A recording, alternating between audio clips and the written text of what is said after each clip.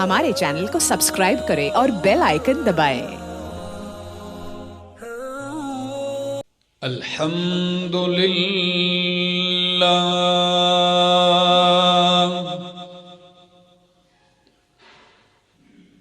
الحمد للہ العلی الکبیر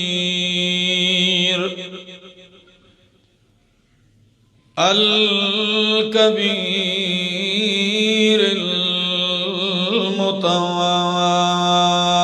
المتعال الحمد للہ العلی الاعلی خلق فسوى وقدر فهدى وعافى وابتلى نحمده على السراء والضراء والعافية والبلاء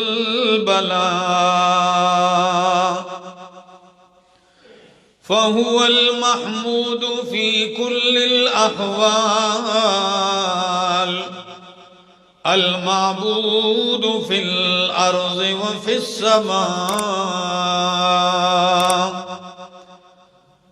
وأشهد أن لا إله إلا الله وحده لا شريك له وأشهد أن سيدنا وسندنا ومولانا محمدا عبده ورسوله أما بعد فأعوذ بالله من الشيطان الرجيم بسم الله الرحمن الرحيم وما كان الله ليعذبهم وأنت فيهم وما كان الله معذبهم وهم يستغفرون سبحان ربك رب العزة عما يصفون وسلام على المرسلين والحمد لله رب العالمين۔ انتہائی قابل عزت، قابل قدر بزرگوں، بھائیوں، عزیزوں، نوجوان ساتھیوں، السلام علیکم۔ دعا اور التجا ہے دربار الہی کے اندر کہ اللہ مجھے حق سچ کہہ سکنے، سمجھا سکنے کی توفیق نصیب فرمائے، اور بعد ازاں مجھے اور آپ سب کو عمل کی بھی توفیق نصیب فرمائے۔ ہر انسان کی یہ کوشش ہوتی ہے، یہ تمنا ہے کہ وہ دنیا اور آخرت میں اللہ کے عذاب سے بچ جائے۔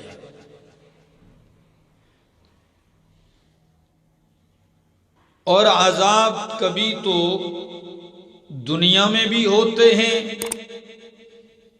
اور کبھی عذاب مرنے کے بعد قبر برزخ کی بھی ہیں، اور محشر اور اس کے بعد بھی ہیں۔ سوال یہ ہے کہ آیا دین میں ہمیں اللہ کے عذاب سے بچنے کے کچھ طریقے اور اسباب بھی بتائے ہیں کہ نہیں، کہ جو بندہ ان اسباب پر عمل پیرا ہو تو اللہ کے عذاب سے بچ جائے، نجات پا جائے۔ تو آج کے اس جمعہ میں آپ کے سامنے اختصار کے ساتھ چند اسباب ذکر کروں گا دعا گو ہوں کہ اللہ عمل کی توفیق عطا فرمائے اور اللہ ہمیں دنیاوی اور اخروی ہر قسم کے عذاب اور رسوائی سے محفوظ فرمائے۔ پہلا سبب قرآن مقدس ذکر کرتا ہے، ان اسباب میں سے میرے سامنے اللہ کی کتاب 9واں پارہ، سورت کا نام سورت الانفال ہے، آیت نمبر 33 ہے۔ قرآن کریم کہتا ہے ما کان اللہ لیعذبہم وانت فیہم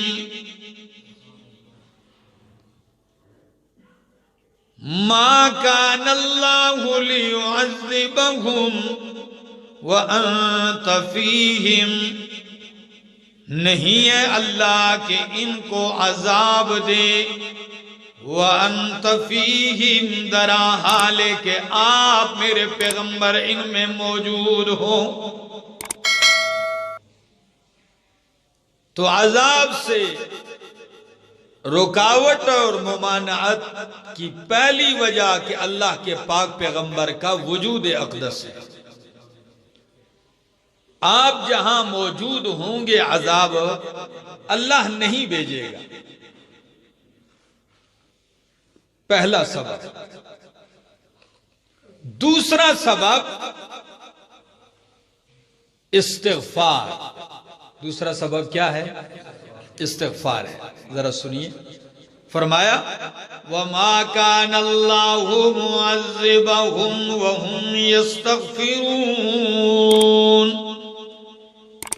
اور نہیں ہے اللہ ان کو عذاب دینے والا، وَهُمْ يَسْتَغْفِرُونَ درا حالے کی استغفار کرنے والے ہوں، استغفار کریں، بخشش طلب کریں، مغفرت کے سوالی ہوں۔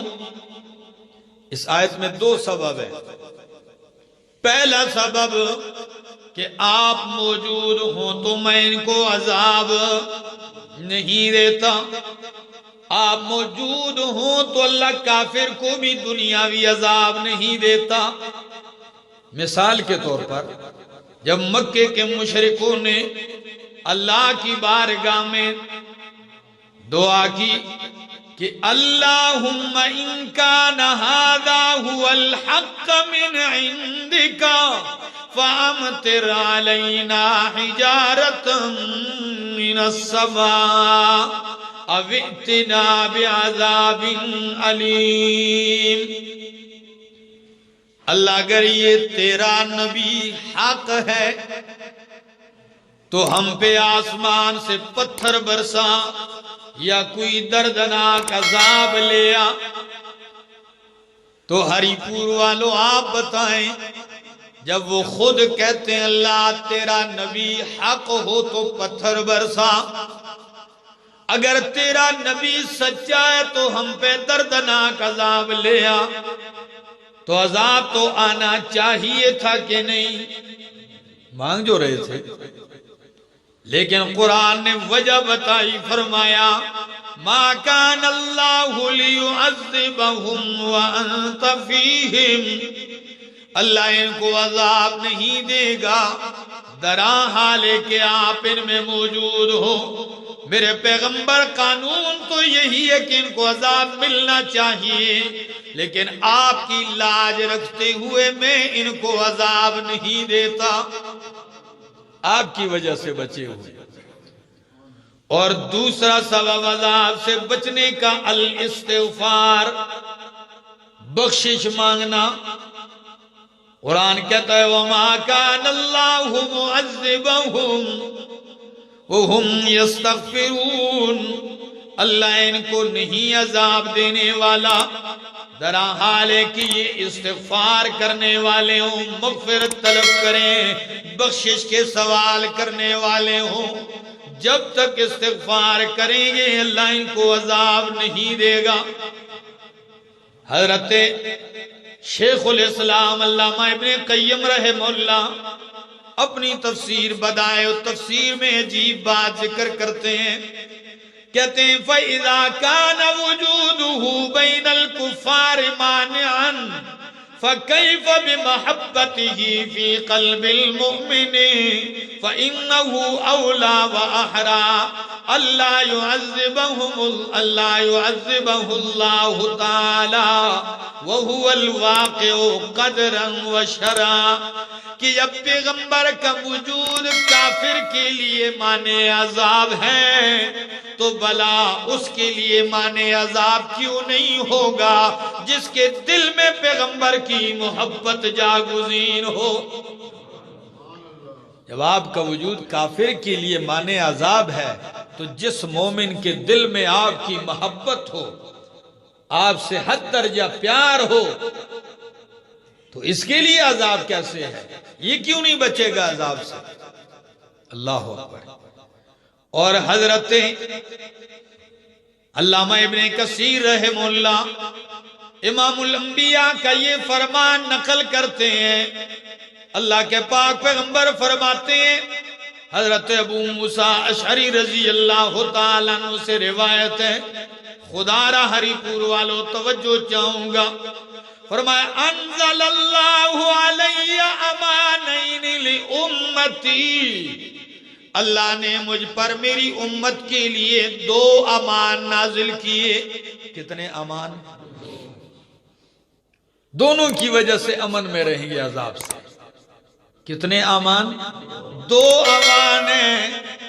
پہلا امن وَمَا كَانَ اللَّهُ لِيُعَذِّبَهُمْ وَأَنْتَ فِيهِمْ، اللہ ان کو عذاب نہیں دے گا درا حالے کہ آپ ان میں موجود ہوں۔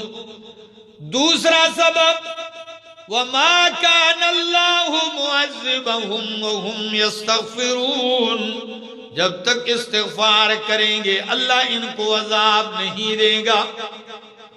سنیے پیغمبر کیا فرماتے ہیں، فرماتے ہیں فَإِذَا مَضَيْتُ، جب میں چلا جاؤں گا دنیا سے،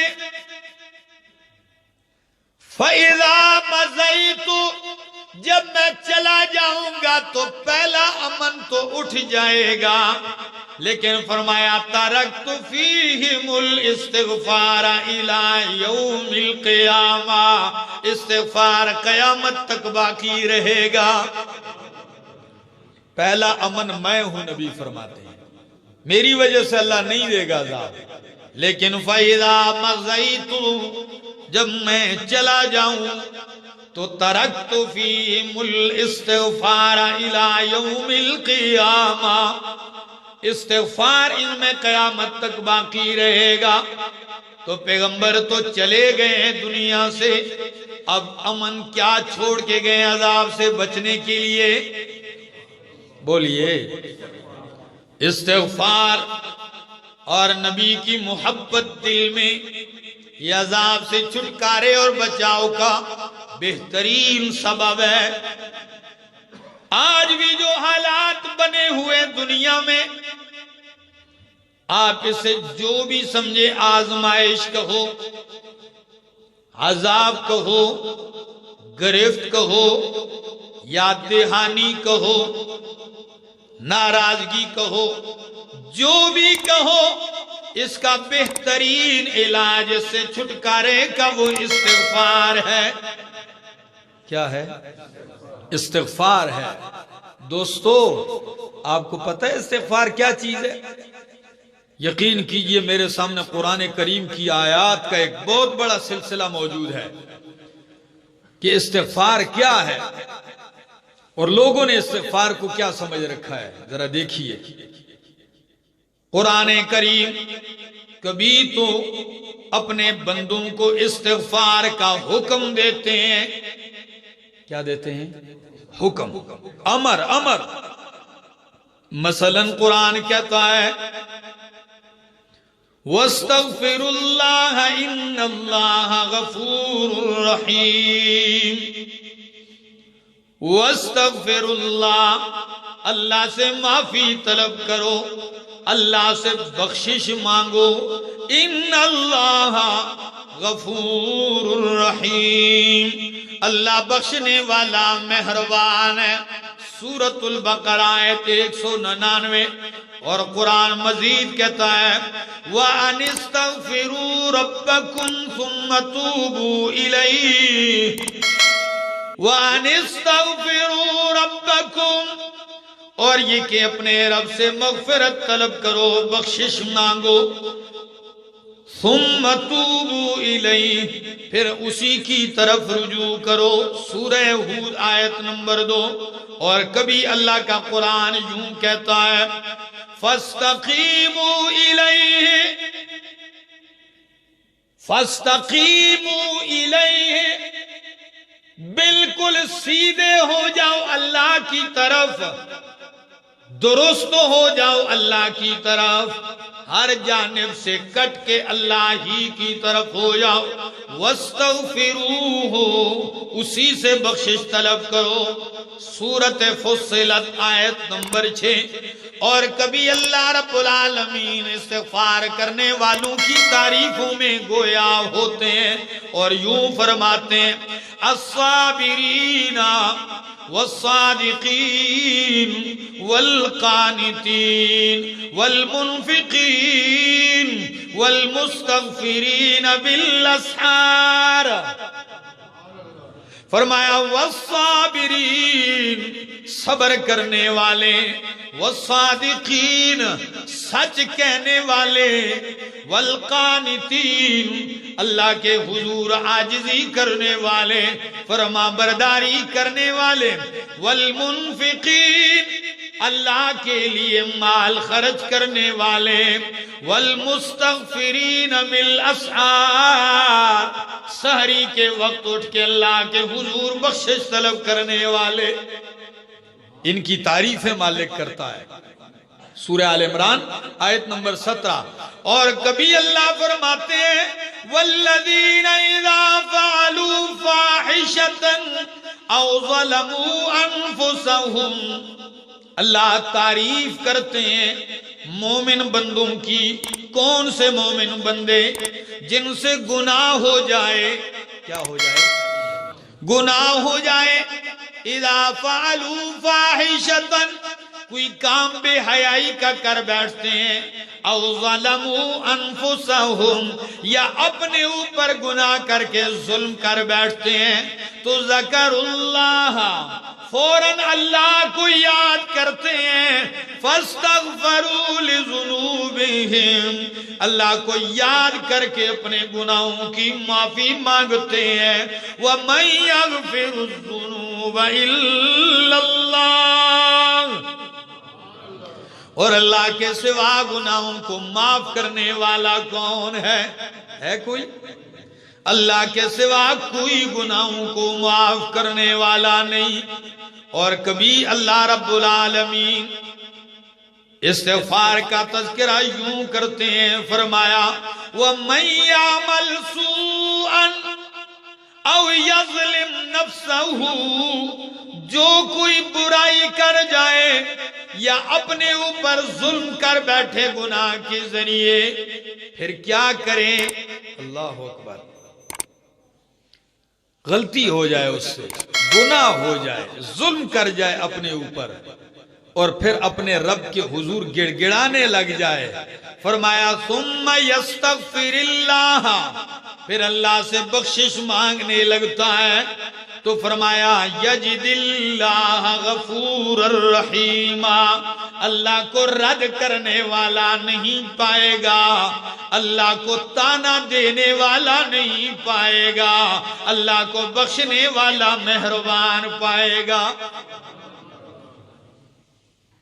عجیب دور ہے ہری پور والوں، آج کے دور میں اس وبا نے دنیا کے سارے دروازے بند کر دیے ہیں، لیکن میرے مالک نے بخشش کا دروازہ کھلا رکھا ہوا ہے۔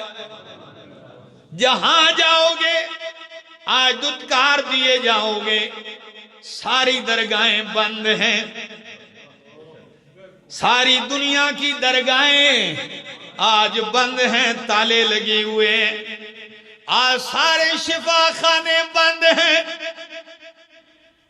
کئی کہتے ہیں شفا کا پانی ہے، کئی کہتے ہیں خاک شفا ہے، کہیں کہتے ہیں پیر صاحب کے تھوکوں سے بیڑے پار ہوتے ہیں، لیکن یقین کیجئے آج سارے ہی دروازے بند کیے بیٹھے ہوئے ہیں۔ آج شفائیں بانٹنے والے خود اپنے گھروں میں محصور ہیں، سب نے دروازے بند کیے ہیں۔ یہ بتایا جا رہا ہے کہ جہاں جہاں سے تم نے امیدیں باندھی ہوئی ہیں، یہاں شفائیں نہیں ملتی۔ شفائیں دینے والا کون ہے؟ اللہ ہے۔ کیا آج بھی رب کو نہیں پہچانے گا کوئی؟ کیا آج بھی غور نہیں کرے گا؟ یہی تو وقت ہے اپنے رب کو پہچاننے کا۔ فرمایا یجد اللہ تواب الرحیم، اللہ کو توبہ قبول کرنے والا بخشنے والا پائے گا۔ یجد اللہ غفور الرحیم، سورہ نساء آیت نمبر 110۔ اور کبھی اللہ کا قرآن یوں کہتا ہے، اللہ دعوت دیتے ہیں، پکارتے ہیں، بلاتے ہیں استغفار کی طرف، کہتے ہیں سارعوا الی مغفرۃ من ربکم۔ او پاکستان والو، او عالم اسلام کے مسلمانوں، کہاں جانا چاہیے؟ سارعوا الی مغفرۃ من ربکم، اپنے رب کی طرف سے جو مغفرت ہے اس کی طرف دوڑو۔ ہر دروازہ بند ہے لیکن اسی در سے صدا آ رہی ہے، میرا در کبھی بند مجھ سے مانگ، میرے لیے کسی جگہ جانے کی ضرورت نہیں، اپنے گھر کی کوٹھڑی میں تنہائی میں بھی پکارے گا، میرا دروازہ کھلا پائے گا، مجھے لبیک کہتا ہوا پائے گا۔ سارعوا الی مغفرۃ، جلدی کرو، بڑو تیزی کرو اپنے رب کی طرف سے جو مغفرت ہے اس کی طرف۔ وَجَنَّةٍ عَرْضُهَا السَّمَاوَاتُ وَالْأَرْضُ، اور اس جنت کی طرف جس کی چوڑائی آسمانوں زمین کے برابر ہے۔ اور کبھی اللہ یوں گویا ہوتے ہیں، سورہ آل عمران آیت 133، اور کبھی اللہ فرماتے ہیں اَفِي اللَّهِ شَكٌّ، واہ جی کیا انداز ہے، اَفِي اللَّهِ شَكٌّ، او کائنات والوں کیا اب بھی تمہیں اللہ میں شک ہے؟ اَفِي اللَّهِ شَكٌّ، کیا اللہ میں تمہیں شک ہے؟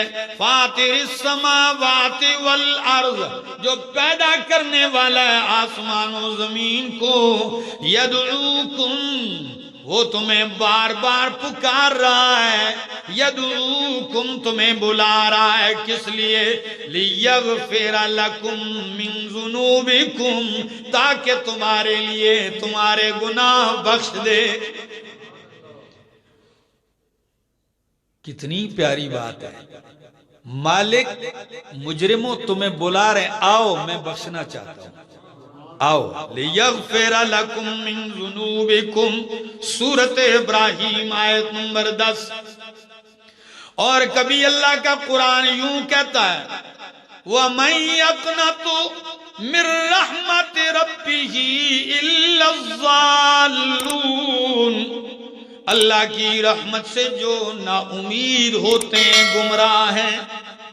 کون ہے جو رب کی رحمت سے نا امید ہے؟ ہاں وہی نا امید ہیں آج جو الضالون، کیا ہیں؟ جو گمراہ ہیں، جو ہدایت یافتہ ہیں، وہ آج بھی امیدیں کس سے باندھے ہوئے ہیں؟ ان کی امیدیں اللہ سے ہیں۔ سورہ حجر آیت 56۔ اور کبھی اللہ یوں فرماتے ہیں اِنَّهُ لَا يَيْأَسُ مِن رَّوْحِ اللَّهِ إِلَّا الْقَوْمُ الْكَافِرُونَ۔ وبا تو آئی ہے، ساری دنیا کو اس نے لپیٹ میں رکھا ہوا ہے۔ یقین کیجئے تمام دنیا کی سائنس، روئے زمین کے ڈاکٹر اور طبیب پریشان ہیں، ساری دنیا حیران ہے، ایک چیخ اور پکار ہے، بچاؤ بچاؤ کی ایک صدا ہے۔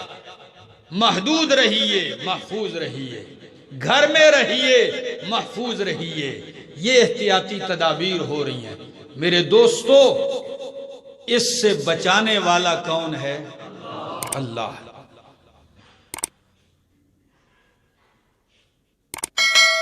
صرف اللہ کی ذات ہے۔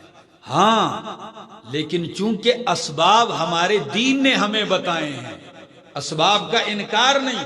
بعض لوگ جو ہوتے ہیں نا وہ صرف کچھ زیادہ ہی ان کے اندر آ جاتا ہے نا، وہ ایمان کا اظہار کرتے ہیں، حالانکہ اتنا ہوتا نہیں جتنا وہ اظہار کرنے لگتے ہیں۔ کچھ بھی نہیں ہے جی، کچھ بھی۔ او بھائی کچھ بھی نہیں ہے، پھر جاؤ چولہے میں بیٹھ جاؤ نا، کچھ بھی نہیں ہے جی، پانی میں چھلانگ لگاؤ، کچھ بھی۔ او میرے دوستو، اسباب اختیار کرنا یہ دین کے منافی نہیں ہے۔ دین کہتا ہے اسباب اختیار کیجئے، لیکن فرق کیا ہے؟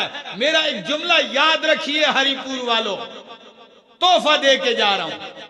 اسباب مومن بھی اختیار کرتا ہے، اسباب کافر بھی اختیار کرتا ہے، کیونکہ یہ دنیا دار الاسباب ہے۔ کیا ہے؟ اسباب مومن بھی اختیار کرتا ہے، اسباب کافر بھی اختیار کرتا ہے۔ فرق کیا ہے؟ کافر اسباب اختیار کر کے بھروسہ بھی اسباب پہ کرتا ہے، مومن اسباب اختیار کر کے بھروسہ رب پہ کرتا ہے۔ یہی فرق ہے مومن میں اور کافر میں۔ اسباب اختیار کیجئے لیکن بھروسہ توکل کس پر ہونا چاہیے؟ اللہ ہی پہ ہونا چاہیے۔ إِنَّهُ لَا يَيْأَسُ مِن رَّوْحِ اللَّهِ إِلَّا الْقَوْمُ الْكَافِرُونَ، سورۃ یوسف آیت نمبر 87۔ اور کبھی اللہ کا قرآن یوں کہتا ہے کہ دیکھیے میرے انبیاء ہیں، معصومین کی جماعت ہے۔ کن کی جماعت ہے؟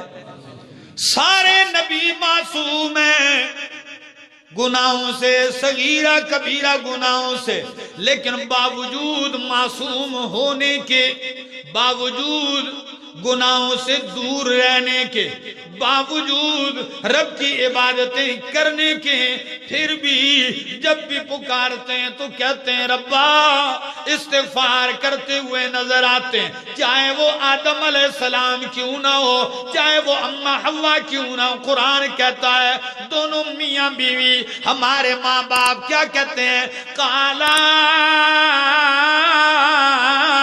ربنا ظلمنا انفسنا وان لم تغفر لنا وترحمنا لنكونن من الخاسرین۔ اللہ تو معاف نہیں کرے گا تو ہم خسارہ میں پڑنے والوں میں سے ہو جائیں گے۔ سورہ اعراف آیت 23۔ اور کبھی اللہ کے پیغمبر ہیں حضرت نوح علیہ السلام، کیا کہتے ہیں؟ قال رب انی اعوذ بک ان اسألک ما لیس لی بہ علم والا تغفر لی وترحمنی اکن من الخاسرین۔ اللہ اگر تو معاف نہیں کرے گا، تو رحم نہیں کرے گا تو اکن من الخاسرین، میں نقصان اٹھانے والوں میں سے ہو جاؤں گا۔ اور ہم دن بھر گناہ کرتے ہیں، شب میں گناہ کرتے ہیں، پھر بھی کہتے ہیں خدا جانے یہ آفت کیوں آ گئی، اپنا کچھ گناہ بھی نظر نہیں آتا۔ وہ ہمارے علاقے کی ایک بوڑھی عورت تھی، جب زلزلہ آیا نا، یہ 2005 کا تھا غالباً، ایک زلزلہ آیا، لوگ حواس باختہ ہو گئے، ہر دن زمین جھٹکے، تو وہ باہر نکل کہتی ہے اللہ اپنا کوئی گناہ بھی نظر نہیں آتا، اپنا مجھے کچھ گناہ بھی نظر نہیں آتا، پھر یہ اتنی زمین کیوں ہل رہی ہے؟ میں نے کہا سب سے بڑی مصیبت ہی ہم میں یہ ہے کہ ہمیں اپنا گناہ نظر نہیں آتا۔ ہاں دوسروں کے گناہ ہمیں پردے کے اندر بھی نظر آ جاتے ہیں، اسے اچھالتے ہیں، لیکن اپنا گناہ وہ نظر ہی نہیں آتا۔ جس دن آپ کو اپنے گناہ نظر آنے لگ جائیں گے، یہی آپ کی کامیابی کی پہلی سیڑھی ہے، پھر آپ مغفرت بھی مانگیں گے۔ تو دیکھیے انبیاء معصوم لوگ ہیں، لیکن کیا کہتے ہیں؟ حضرت نوح علیہ السلام کہتے ہیں رب اغفر لی ولوالدی، رب اغفر لی ولوالدی ولمن دخل بیتی مؤمنا وللمؤمنین والمؤمنات ولا تزد الظالمین الا تبارا۔ اپنے لیے، اپنے والدین کے لیے دعائیں مانگی جا رہی ہیں، استغفار کیا جا رہا ہے، اور اللہ کے کلیم ہیں، بڑے ہی عظیم ہیں، لیکن کیا کہتے ہیں؟ قال رب انی ظلمت نفسی فاغفر لی فغفر لہ۔ کیا کہا رب سے؟ اللہ میں نے اپنا نقصان کیا ہے۔ کیا کیا ہے؟ ظاہر بات ہے بندے سے لغزش ہو جائے، کیونکہ کبائر سے تو انبیاء صغائر سے کیا ہیں؟ پاک ہیں، پھر بھی غیر اولا کام ان سے ہو جائے تو کیا کہتے ہیں؟ رب انی ظلمت نفسی، اے میرے رب میں نے اپنے اوپر زیادتی کی ہے، تو مجھے معاف کر دے۔ تو رب فرماتے ہیں، انہوں نے کہا فاغفر لی، کیا؟ فاغفر لی، تو رب نے فرمایا فغفر لہ، اس نے مانگا اور میں نے عطا کر دیا، اس نے بخشش طلب کی میں نے معاف کر دیا۔ انہ هو الغفور الرحیم، بے شک وہ بخشنے والا مہربان ہے۔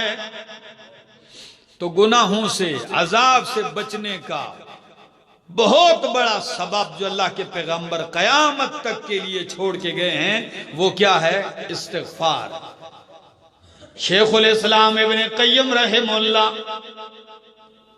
میں بڑا مطالعہ کرتا ہوں ان شخصیات کا، رات کو پڑھ رہا تھا تو ایک عجیب بات، استاد اور شاگرد کا اتنا گہرا تعلق کہ استاد کی وجہ سے شاگرد جیل میں رہے، اور اس دن رہائی ملی جس دن استاد کا جنازہ ہو چکا تھا۔ شیخ الاسلام ابن تیمیہ رحمہ اللہ کے نامور شاگرد علامہ ابن قیم رحمہ اللہ کیا فرماتے ہیں؟ کہتے ہیں میں نے استاد سے پوچھا، اے میرے استاد، تسبیح نفع مند ہے، بہتر ہے بندے کے لیے، یا استغفار زیادہ فائدہ مند ہے؟ شاگرد کئی سوالات پوچھتے ہیں، اور جب شاگرد بھی ایسے کمال کا ہو، یہ ذہن میں آپ کے بھی آئے گا کہ آج کل ہم تسبیحات پہ زیادہ زور دیں، نفع دے گا یا استغفار؟ تو وہ فرماتے ہیں استغفار زیادہ نفع مند ہے یا تسبیح؟ استاد بھی علم ہو تو جواب ایسا دیا، کمال کر دیا۔ کہنے لگے میرا شاگرد اگر کپڑا صاف ستھرا ہو تو اس کے لیے خوشبو، بخور، عطر، عرق گلاب زیادہ بہتر ہوتا ہے، اور اگر کپڑا گندا ہو، میلا ہو، تو اس کے لیے صابن، صرف زیادہ بہتر ہوتا ہے۔ کوئی بات سمجھ میں آئی؟ کمال کی بات ہے، میں جھوم گیا۔ کپڑا صاف ستھرا ہو تو اس کے اوپر بندہ عطر لگائے تو مزہ آتا ہے، عود لگائے، کستوری اچھی ہوتی ہے اس کے لیے، اور اگر میلا ہو تو پھر صابن چاہیے، پھر صرف چاہیے کہ اس کو صاف کر کے دھو دے۔ تو مطلب کیا تھا استاد کا؟ اگر آپ گناہوں سے پاک ہیں، گناہ نہیں ہے، تو تسبیحات بہتر ہیں، اگر آپ گناہوں سے آلودہ ہیں تو استغفار بہتر ہے۔ اگر گناہ نہیں تو تسبیح آپ کے لیے عطر ہے، عود ہے، مہک اٹھے گی، اور اگر آپ گناہوں میں آلودہ ہیں تو آپ کے لیے استغفار جو ہے وہ صابن کا کام دے گا، ستھرے ہو جاؤ گے۔ دوستو، یہی وہ وقت ہے کہ پورے عالم میں جہاں یہ بتایا جاتا ہے ہاتھ نہ ملانا کسی سے، کیا ٹھیک ہے، ہاتھ نہ ملانا یہ احتیاطی تدبیر ہے، زیادہ قریب نہ بیٹھنا یہ بھی کیا ہے، احتیاطی تدبیر ہے جی، گھروں سے زیادہ نہ نکلنا یہ بھی احتیاطی تدبیر ہے، ہاتھ زیادہ دھویا کرو یہ بھی احتیاطی تدبیر ہے۔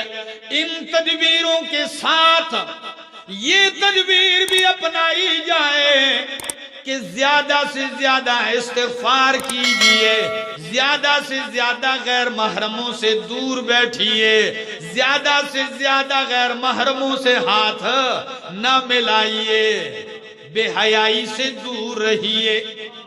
یہ سارے احتیاطی تدابیر ہیں، ان سے کیا رہیے، دور رہیے۔ اور ہم دونوں کی دعوت دیتے ہیں کہ اگر جہاں یہ تدبیریں ہیں تو وہاں ان تدبیروں پر بھی عمل ہونا چاہیے۔ اللہ کی طرف رجوع، اللہ کی طرف توجہ ہو کہ اللہ ہمیں اس آزمائش کی گڑی سے نکال دے، اللہ ہمیں بچا لے۔ اور آپ کو یہ وقت کی اجازت نہیں ہے، میں آپ کے سامنے کچھ چیزیں ذکر کرتا ہوں، آپ ذرا دیکھیے۔ لوگ پریشان ہیں آج کل، کہتے ہیں نا یہ کیا چیز ہے، کوئی کہتے ہیں عذاب ہے، کوئی کہتا ہے کیا ہے۔ بہرحال نبی علیہ السلام سے حضرت عائشہ صدیقہ رضی اللہ تعالیٰ عنہ نے پوچھا، یا رسول اللہ یہ طاعون کیا چیز ہے، یہ وبا کیا چیز ہے جس کی وجہ سے ہزاروں لوگ لمحوں میں لقمہ اجل بن جاتے ہیں۔ سن 6 ہجری میں بھی طاعون کی وبا آئی تھی، جب اللہ کے پاک پیغمبر صلح حدیبیہ کے سال معاہدہ کر رہے تھے، لیکن وہ بھی فارس اور روم میں وہ وبا آئی تھی، ایران میں، روم میں، ان علاقوں میں وبا آئی تھی۔ 25,000 بندے مرے تھے، کتنے؟ لیکن مدینہ میں مسلمان محفوظ رہے تھے، کیونکہ مدینہ میں طاعون نہیں آ سکتا، دیگر بیماریاں وبا آ سکتی ہے، طاعون نہیں آ سکتا۔ اچھا، حضرت عمر رضی اللہ تعالیٰ عنہ کے دور میں بھی جب آپ سفر دوسری مرتبہ کرنے جا رہے تھے شام کا، تو شام کے امیر ابو عبیدہ بن جراح رضی اللہ تعالیٰ عنہ آپ راستے ہی میں تھے کہ ان کا پیغام آیا، نہ آئیں، یہاں طاعون کی وبا آ چکی ہے۔ تو حضرت عمر رضی اللہ تعالیٰ عنہ نے ساتھیوں کو روک دیا، ٹھہر جائیے، کیا کرنا چاہیے؟ کچھ کہنے لگے جانا چاہیے، کچھ نے کہا نہیں جانا چاہیے۔ حضرت عمر رضی اللہ تعالیٰ عنہ کی بھی رائے یہ تھی کہ نہیں جانا چاہیے، ہمیں واپس مدینہ میں جانا چاہیے۔ لیکن کچھ ساتھیوں کا اصرار تھا کہ جی اللہ پہ توکل کیجیے اور جائیے، اور کئیوں نے تو یہاں تک لفظ کہہ دیے، اے عمر افرارا من قدر اللہ، کیا آپ اللہ کی تقدیر سے بھاگنا چاہتے ہیں؟ تو فاروق اعظم کہنے لگے، ہاں فرارا من قدر اللہ الی قدر اللہ، میں اللہ کی تقدیر سے اللہ کی تقدیر کی طرف بھاگتا ہوں، کہیں اور نہیں جا رہا۔ اتنے میں ایک صحابی نے آ کے حدیث بھی سنا دی، فرمایا امیر المومنین میں نے اللہ کے پاک پیغمبر صلی اللہ تعالی علیہ وسلم سے یہ سنا ہے، جب کسی زمین میں کسی علاقے میں آپ سنو وبا آ چکی ہے، طاعون آ چکا ہے، ذرا میں الفاظ بھی پڑھ دیتا ہوں، بخاری مسلم کی حدیث ہے، اذا سمعتم به بارض فلا تقدموا علیہ، جب کسی جگہ وبا ہو وہاں نہ جایا کرو، وہاں نہ جایا کرو۔ وَإِذَا وَقَعَ بِأَرْضٍ، اور اگر کسی بستی میں یہ وبا آ جائے، وَأَنْتُمْ بِهَا، تم اس علاقے میں ہو، فَلَا تَخْرُجُوا فِرَارًا مِّنْهُ، تو وہاں سے بھاگو بھی نہیں۔ خدا کی قسم کتنی پیاری تدبیر ہے. جہاں آئی ہو وہاں جاؤ نہیں، وہاں جاؤ نہیں، اور جہاں تم ہو اور وہاں آ جائے وہاں سے بھاگو نہیں. اچھا، جب حدیث سنائی فاروق اعظم نے کہا الحمدللہ، اللہ کا شکر ہے جس نے میرا عمل نبی کی سنت کے مطابق کر دیا ہے کہ جہاں وبا ہے میں وہاں داخل نہیں ہوا. اور ابو عبیدہ بن جراح اس وبا میں شہید ہوئے. حضرت معاذ بن جبل رضی اللہ تعالیٰ عنہ بھی اسی وبا میں شہید ہوئے. کیونکہ اللہ کے پاک پیغمبر فرماتے ہیں، حضرت عائشہ صدیقہ رضی اللہ تعالیٰ عنہ فرماتی ہیں، میں نے پوچھا یا رسول اللہ طاعون کیا ہے، کیا کرنا چاہیے؟ یہ اللہ کا عذاب ہے؟ خوب کان کھول کے سن لو میرے دوستو. ام المومنین نے پوچھا طاعون کے بارے میں، فاخبرنی، تو اللہ کے پاک پیغمبر نے بتایا، فرمایا عائشہ انہو عذاب، یہ عذاب ہے اللہ کا، یبعثہ اللہ علی من یشاء، اللہ جس پہ چاہتا ہے یہ عذاب بھیجتا ہے. لیکن وَأَنَّ اللَّهَ جَعَلَهُ رَحْمَةً لِّلْمُؤْمِنِينَ، اللہ نے اس کو مومنوں کے لیے رحمت بنا دیا ہے. کتنی پیاری بات ہے، کتنی حوصلہ افزا بات ہے کہ یہ عذاب کس کے لیے ہے؟ بولو، کافروں کے لیے، مومن کے لیے یہ عذاب نہیں ہے، یہ رحمت ہے. واہ مومن، کتنی شان ہے تیری، تجھ پہ آفت بھی آئے تو آفت بھی تیرے لیے رحمت بن جاتی ہے. صحیح بخاری کی حدیث ہے. فرمایا وَأَنَّ اللَّهَ جَعَلَهُ رَحْمَةً لِّلْمُؤْمِنِينَ. اور اگلی بات، اگر وبا میں ایک بندہ آ گیا اور فوت ہو گیا وبا کی وجہ سے، کیا ملے گا؟ فرمایا لَيْسَ مِنْ أَحَدٍ يَقَعُ الطَّاعُونُ، جو بھی بندہ ہو جس پہ طاعون آ جائے، اس وبا میں مر جائے، فَيَمْكُثُ فِي بَلَدِهِ صَابِرًا مُحْتَسِبًا، دائیں بائیں نہیں بھاگتا، جہاں وبا آ جائے وہیں ٹھہر جاتا ہے، صابرًا، صبر کرتے ہوئے، محتسباً، اللہ سے ثواب اور اجر کی امید رکھتے ہوئے، یعلم، یہ جانتے ہوئے کہ انہو لا یصیبہ الا ما کتب اللہ لہ، کہ مجھے وہی مصیبت پہنچے گی جو میرے رب نے میرے لیے لکھ دی ہے. تو اگر اس وبا میں مر جائے تو کان لہ مثل اجر شہید، اس کے لیے شہید کا اجر ہے. کون سے مرتبے پہ فائز ہے؟ شہادت کے مرتبے پہ فائز ہے. تو پھر مومنوں میں اتنی افراتفری کیوں ہو؟ افراتفری نہ مچاؤ، مومنوں کو یہ فضائل بھی سناؤ، اہل ایمان کو رب کی طرف رجوع بھی کہو، اور جو احتیاطی تدابیر کہی جاتی ہیں یہ بھی کرو، یہ ضروری ہے. ہم شریعت کے دائرے میں رہ کر ہمارا دین ان اسباب ظاہریہ کے استعمال کرنے کا منکر نہیں ہے، یہ بالکل احتیاط کیجیے، لیکن توکل و بھروسہ اللہ پر کیجیے. اللہ ہو. اور مسلم شریف کی حدیث کے الفاظ یوں ہیں، بلکہ متفق علیہ حدیث سے فرمایا الطاعون شہادت لکل مسلم، طاعون کی یہ وبا ہر مسلمان کے لیے شہادت ہے. کون سا درجہ ہے؟ شہادت کا درجہ ہے.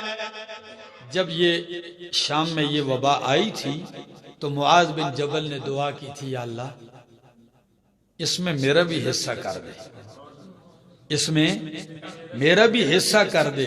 تو ان کے اوپر بھی آئی اور اس پر مرتبہ شہادت پا گئے. میرے دوستو، یہ عذاب ہوگی، یہ وبا یہ وائرس عذاب ہوگا، کسی کے لیے ہوگا جو اہل ایمان ہیں، ان کے لیے یاد دہانی ہے، اللہ کی طرف سے ایک تنبیہ ہے، اور اللہ کی طرف سے ایک رحمت ہے اور نعمت ہے۔ اگر اس میں کوئی بندہ مر جائے، وہ کون ہے؟ شہید کا درجہ پائے گا۔ میرے دوستو، یہ بیماریاں آتی کیوں ہیں؟ سوال یہ ہے، کیوں آتی ہیں؟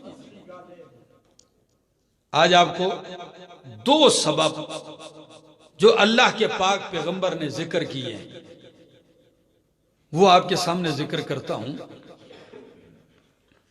یہ بیماریاں آتی ہیں دو وجہ سے۔ پہلی وجہ، اللہ کے نبی نے فرمایا، جب کسی قوم میں بے حیائی پھیلے، اور بے حیائی بھی اعلانیہ، کیا؟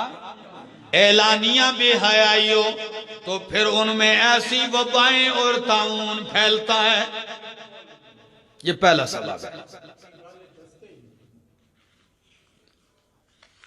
اور آپ کو یہ بھی بتاؤں، ذرا الفاظ حدیث سن لیجئے تاکہ آپ کو تسلی بھی ہو جائے۔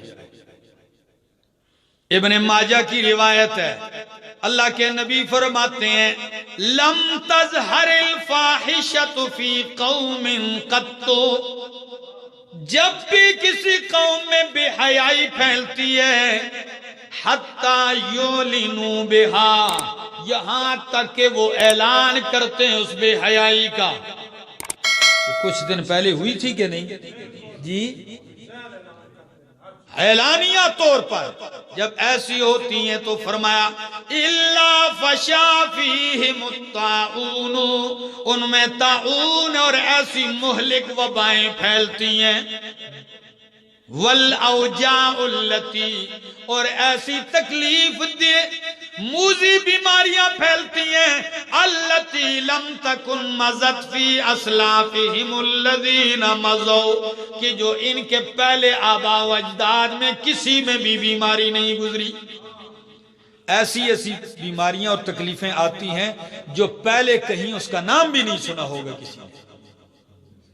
تو پہلے کرونا نام کی کوئی چیز سنی تھی آپ نے؟ ایسی بیماریاں آتی ہیں۔ پہلا سبب بے حیائی، اور دوسرا سبب اللہ کے نبی نے فرمایا، ما ظہر البغی فی قوم قط الا ظہر فیہم الموتان، جب بھی کسی قوم میں ظلم، زیادتی، بغاوت پھیل جائے تو ان میں موتان ظاہر ہوتا ہے۔ صحابہ نے پوچھا، یہ موتان کیا چیز ہے؟ نبی علیہ السلام نے فرمایا، القتل، طاعون سے مرنا، لڑائیوں کے ذریعے مرنا، موت کثرت سے مریں گے لوگ۔ سچ بتاؤ، اس وقت یہ دونوں سبب ہیں یا نہیں؟ یا تو میں اللہ کا واسطہ دے کے کہتا ہوں، سچ بتاؤ، کیا بے حیائی کا عروج ہے دنیا پہ کہ نہیں؟ نمبر دو، کیا ظلم و زیادتیاں ہو رہی ہیں کہ نہیں؟ عالمی ظلم یہ ہے، آج 1 سال 8 مہینے ہونے والے ہیں کشمیری کرفیو میں۔ آپ 6 دن اپنے گھروں میں نہیں بند رہ سکتے ہو۔ 6 دن آپ گھروں میں بند ہو، آپ کی کیا کیفیت ہے؟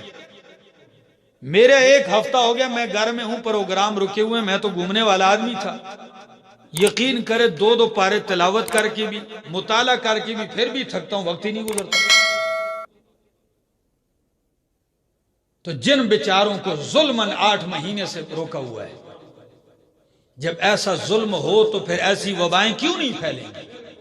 شام میں، عراق میں، یمن میں، لیبیا میں، کہاں کہاں مسلمان پہ ظلم نہیں ہو رہا؟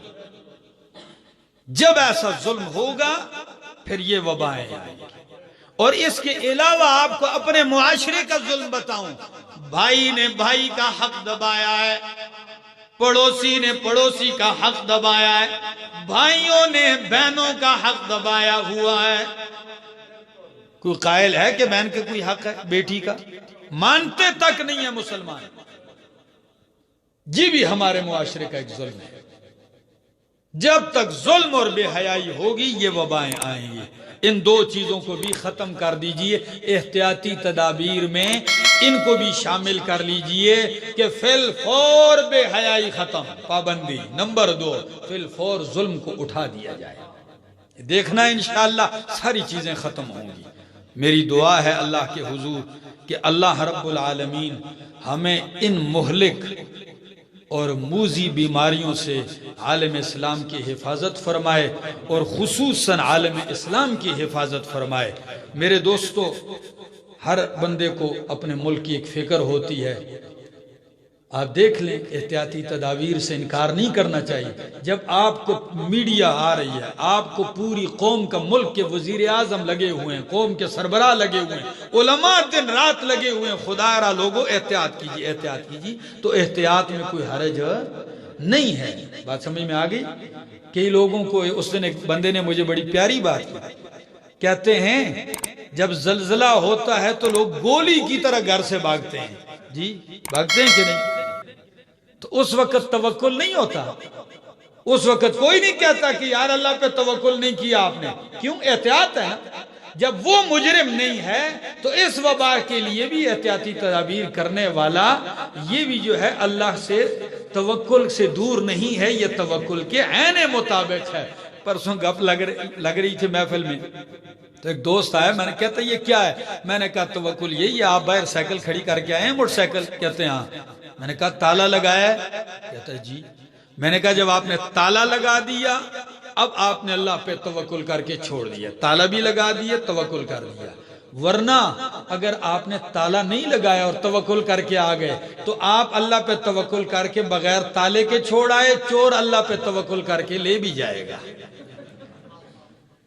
ہاں، اسلام اسباب کے دائرے میں وہ اسباب جو شریعت کے خلاف نہ ہو بھرپور جو ہے اس کی حوصلہ افزائی کرتا ہے، حکم دیتا ہے۔ اللہ عمل کی توفیق عطا فرمائے۔ اللہ